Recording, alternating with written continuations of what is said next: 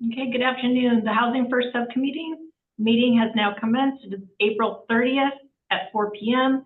This meeting is being held virtually.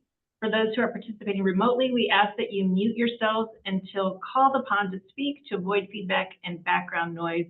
For those who have dialed in using the call-in number, to unmute to speak, dial *6 on your phone, and that you only use the chat function to request to speak. Also, to comply with the state open meeting law, attendance and votes will be done by way of roll call using audio. The meeting is being recorded. To comply with the state open meeting law, attendance and votes will be done by way of roll call using audio, not by using the chat function. Okay, so we'll do the roll call. Chair Tisha Tallman, I'm here. Mindy Bernstein. Here. And Mark Clark. Present.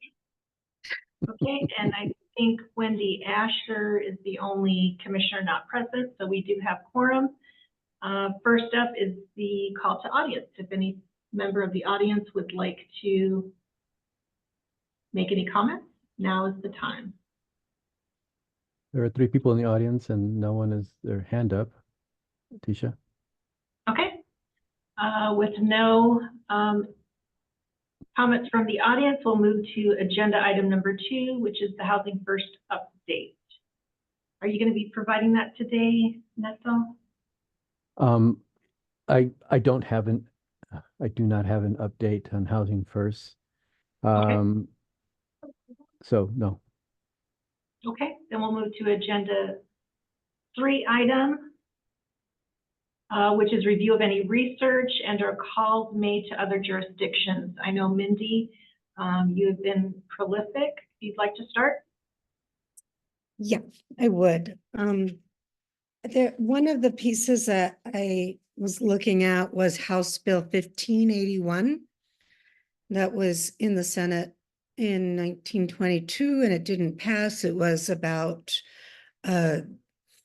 sanctioned campgrounds and making encampments illegal. And this is a really hot national issue, but I did find quite a few people, other states doing sanctioned housing, sanctioned camping, and Phoenix is one of them. Phoenix has a sanctioned camping program. They have, it's on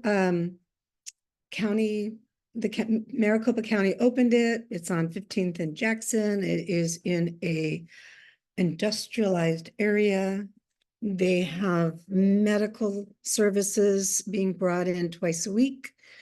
They put AstroTurf down on the cement so that it would stay cooler. There's a communal kitchen where people can get 3 meals a day. They consider themselves low barrier, following the Housing First model, although they do, and my friend and a friend of mine did this research. I'm reporting for her. She was a person who was previously homeless and with a serious mental illness and was quite ill and was experienced homelessness and psychosis and is now on my board. But anyway, they are also renovating shipping containers. They do have an 11 p.m. curfew unless they have a night job. There are security guards that search for weapons. It was undetermined whether or not they searched for drugs or alcohol and whether that was allowed in. They have Community Bridges as a mental health care provider 5 days a week. Let's see. They have on-site bathrooms. So these all follow within that House bill that I just talked about, the requirements that House bill had put in place. Community Bridges does provide they do petition people if they become very ill and need to be involuntarily hospitalized. Animals are okay if you have an animal, but once you're in that encampment in Phoenix, you cannot get a dog. You have to come in with it. They allow no visitors, no employment services on site. They have a 48% positive exit rate. They have a 10 by 10 foot area for each tent built, so people have a little bit of space around themselves. The length of stay is about 3 months, and keys to change is the staff who are involved in that encampment.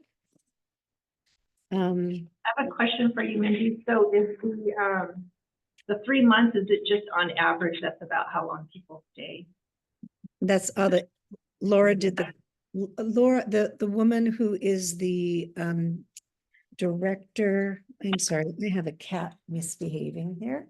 Is it following the 90-day emergency services? No, I think that was just we can find out. We can call the woman, I forgot her name. I forget a lot. Oh, her name is Rachel Milne. She is the Phoenix, and she's in the Phoenix office of Homeless Solutions. She stayed on the phone with Laura for a half hour. They just started last November. Talked about how people didn't want to go to hotels even though they had a voucher. People didn't like the congregate shelters. I have a lot more information, but her name is Rachel Milne, and she was the contact person, and I am sure would be happy to be available.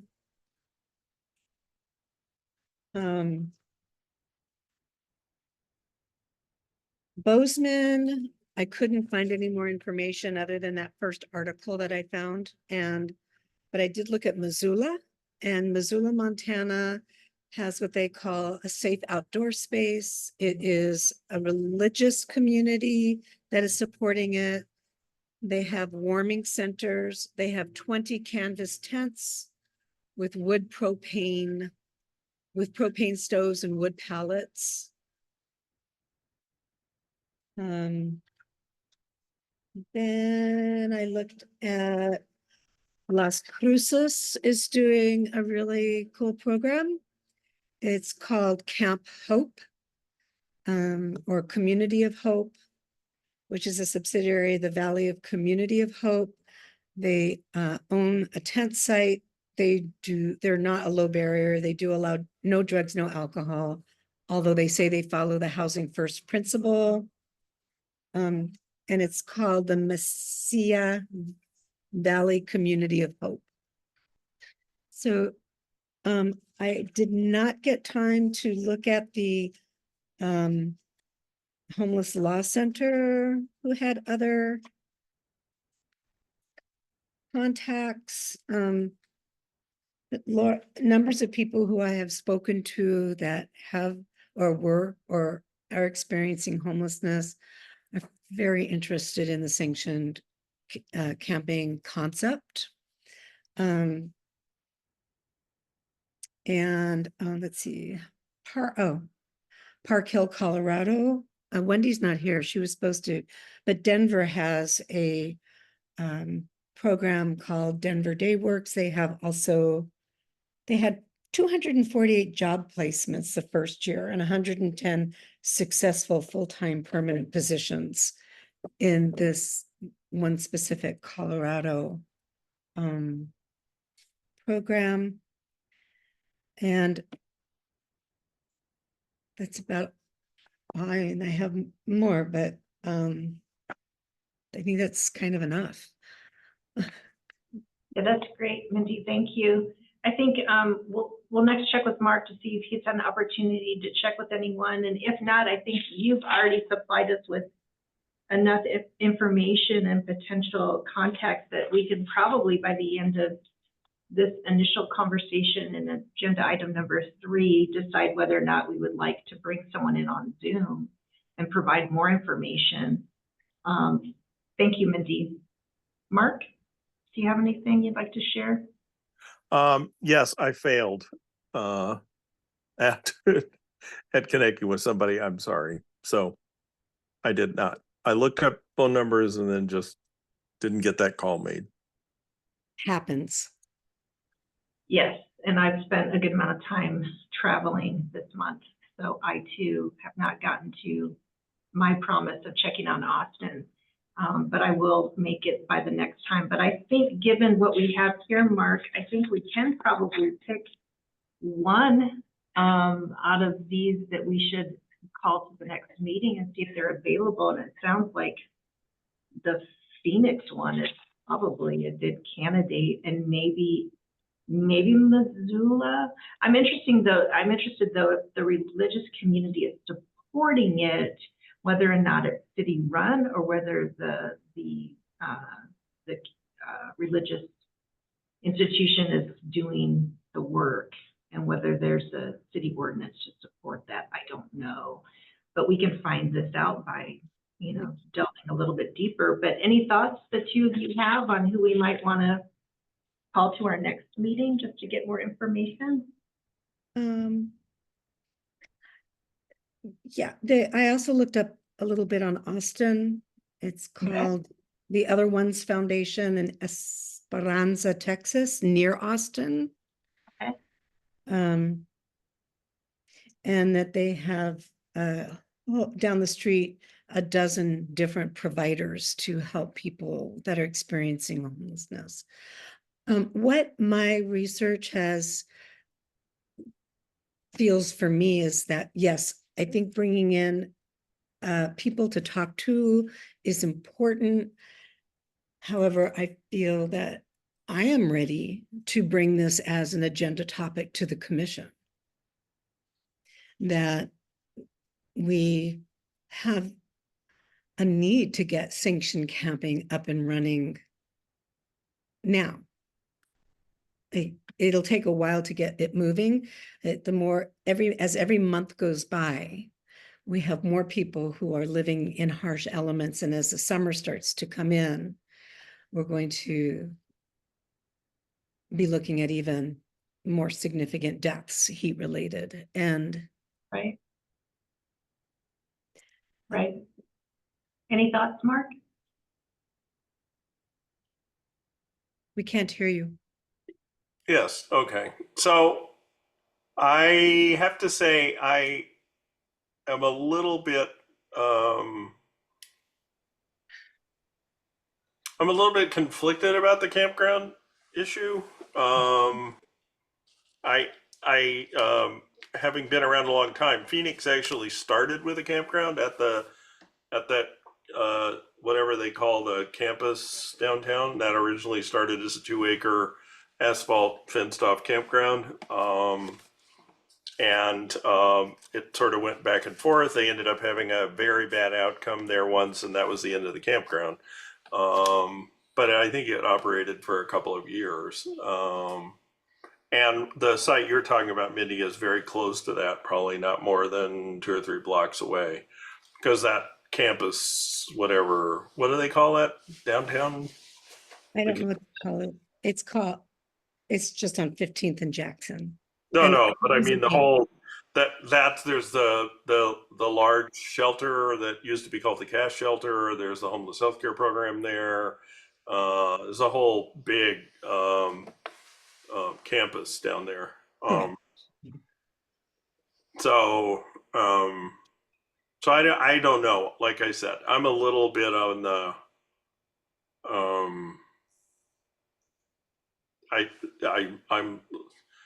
I'm less excited about that as an option. And I think the issue is what's the money cost of it. So what Phoenix had was they had a $7 million budget. Some of this was the startup of all of it, and it was the rescue. It was the post-pandemic money. Mark, a year ago, I would not have even considered thinking about sanctioned campgrounds.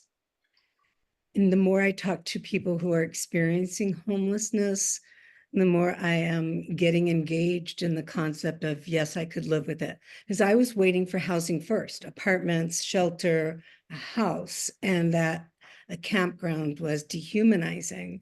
But when I look at a sanctioned campground where swamp coolers could be brought in, we have a city portable shower already. There are bathrooms that you can bring in on trailers. When I think about the indignity of living in an encampment in a park or an easement or in a wash versus a sanctioned campground, I find the campground much more appealing, where water can be electricity, dumpsters, water, services, wraparound supports, interventions. So I guess I would say that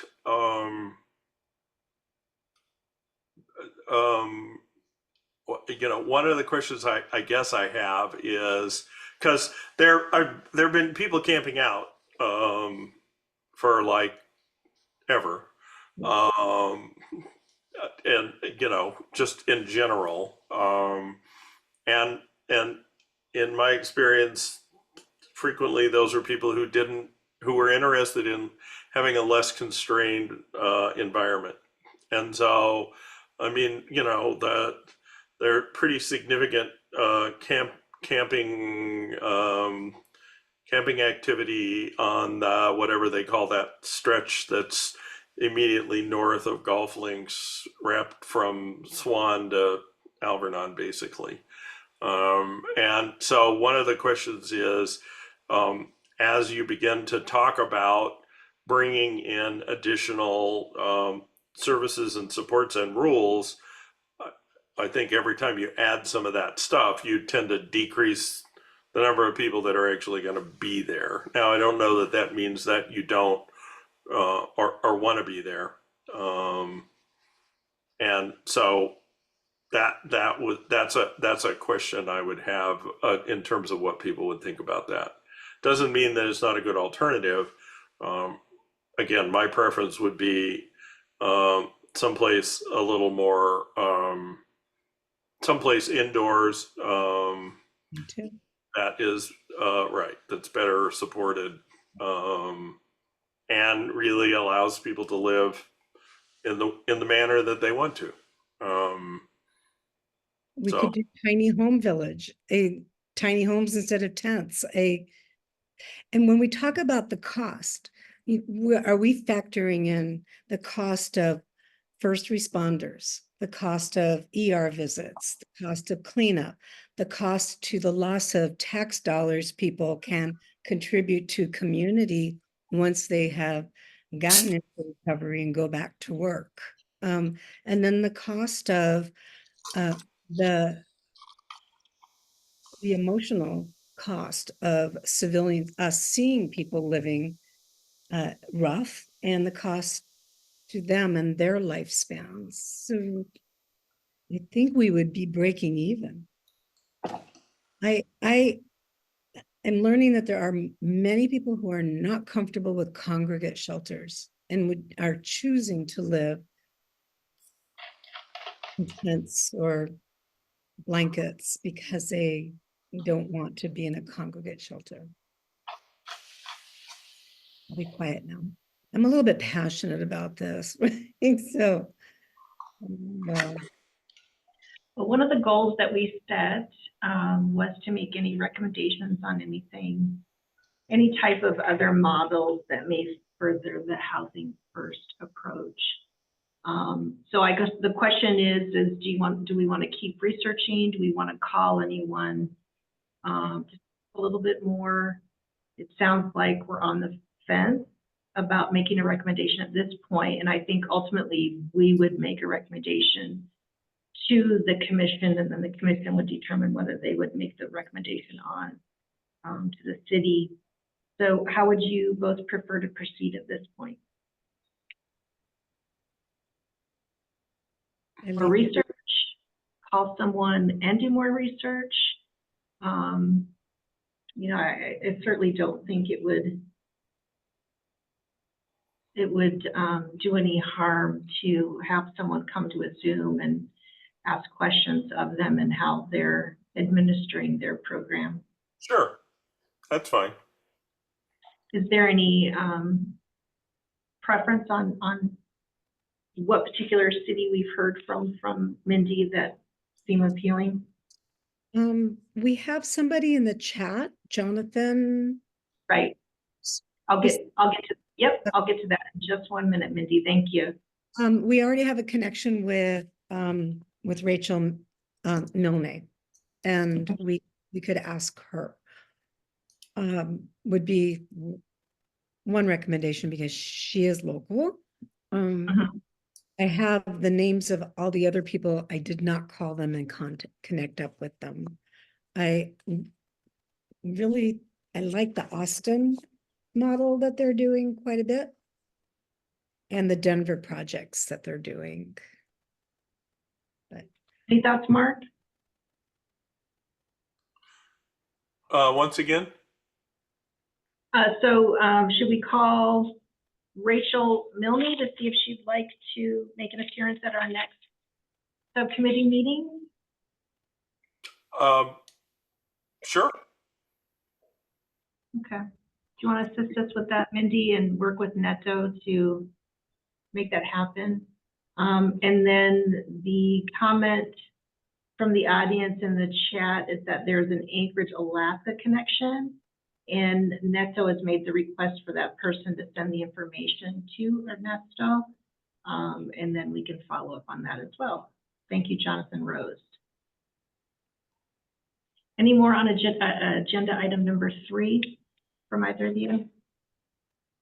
I would like to consider putting a time frame on how long it will be until we feel comfortable Sure. bringing it to the full commission. Because I also see that there's a potential that the full commission may buy in and want to extend the research and be part of a recommendation to mayor and council. But that's where I'm kind of sitting. Okay. Where would you, how many more meetings would we like to carry on the research before we go to the full commission with our findings? We know we at least are going to go to next. Would you like to continue it for 1 or 2? You know, my thoughts are this summer are pretty light in regards to involvement and such as people come and go with the heat. So maybe we continue the research through the summer, and come August, we'd be ready to make some presentation to the commission.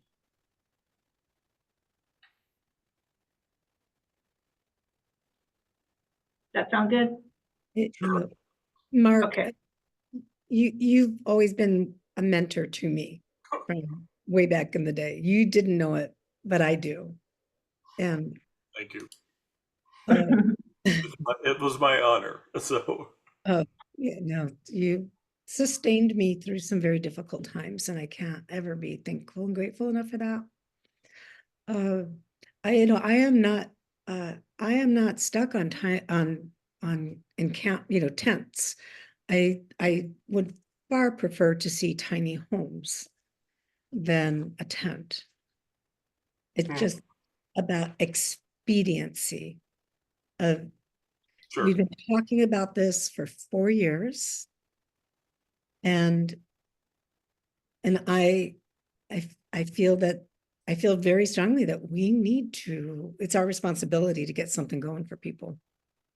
So how about actually, I as we're talking, I actually think that, the summer are the most dangerous months.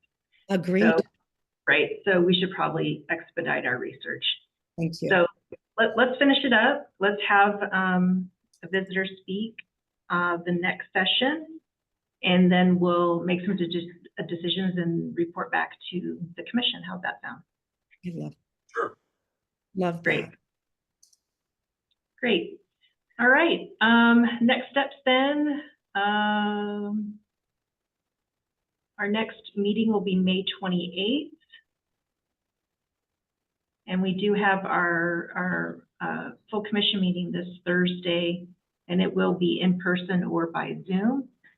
Are there so the agenda item, Neto, that we will have will be one will be HCD updates, if any. 2 will be, hopefully we'll be able to get a guest speaker, Rachel Milne, or a representative for the Phoenix Sanctioned Camping Program. And then the 3rd will be to review any additional research. I would be happy to reach out to other people that are directors or involved in tiny home villages. Okay. To see if they would be interested in also coming to the subcommittee. Would Okay. that be? Well, we need to put it on the agenda if we know who the speaker is. Right. So how about we just present the research, and if we want to call for the next one, we can do that. Or if we want to go straight to the commission, we can make that recommendation too. Okay, so let's just have that agenda item include additional research for what we're doing on sanctioned camping, but also to be extended to tiny homes. I think it would be helpful to have program staff present to hear these conversations and provide opinions and feedback and stuff like that. If we're going to discuss it further, I think it would be helpful if staff actually joined us for. And Randy? we were assigned a person, and I think it was Austin Fuka. I don't know whether Austin is receiving the invite, Neto. She is. Okay. All right. So I guess we're making a special request, Neto, that Austin attend the next one. I'll talk to her, speak with her. Any additional agenda items? I think that's probably a pretty full agenda. I'm sure there'll be questions. Thank you. You're welcome. Thank you. So that concludes our meeting. Thank you so much. Thank you, everyone. I'll see you I'll be- Thursday. See you Bye-bye. Bye now. Bye.